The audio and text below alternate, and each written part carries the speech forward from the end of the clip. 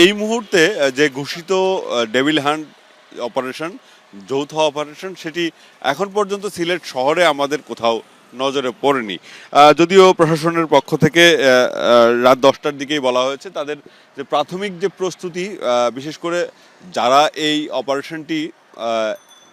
করবেন তাদের সব পক্ষের সাথে যে একটি বৈঠক বা দীর্ঘক্ষণ প্রায় রাত 10:30 পর্যন্ত সেই বৈঠকটি চলেছে এবং অভিযানটি কীভাবে চলবে সে বিষয়ে তারা সমন্বিতভাবে ব্যবস্থা নিয়েছেন। এবং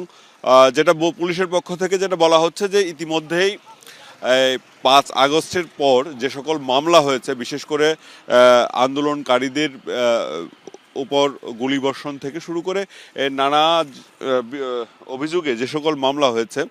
যারা হামলা করেছে এবং যারা অস্ত্র নিয়ে প্রকাশ্যে অস্ত্র নিয়ে মহড়া দিয়েছে, সে সকল বিষয়ে যতগুলো মামলা হয়েছে ইতিমধ্যে বেশ কিছু মামলার প্রাথমিক তদন্ত পুলিশ শেষ করেছে এবং সেই সব তদন্তে যাদেরকে মূলত আসামি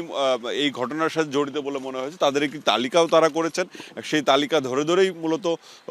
এই যে আজকের যে ঘোষিত যে ডেভিল হান্ট অপারেশন সেটি তারা করবেন। তবে এখন পর্যন্ত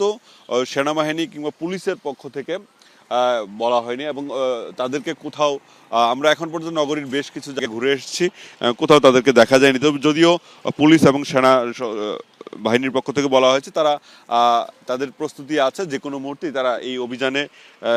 বের হবেন। এবং আমরা যে স্থানটিতে আছি চৌহাট্টা, একটু আগে এখানে দেখছিলাম যে পুলিশের একটি চেকপোস্ট এবং সেই চেকপোস্টটি নগরীর বিভিন্ন মোড়েই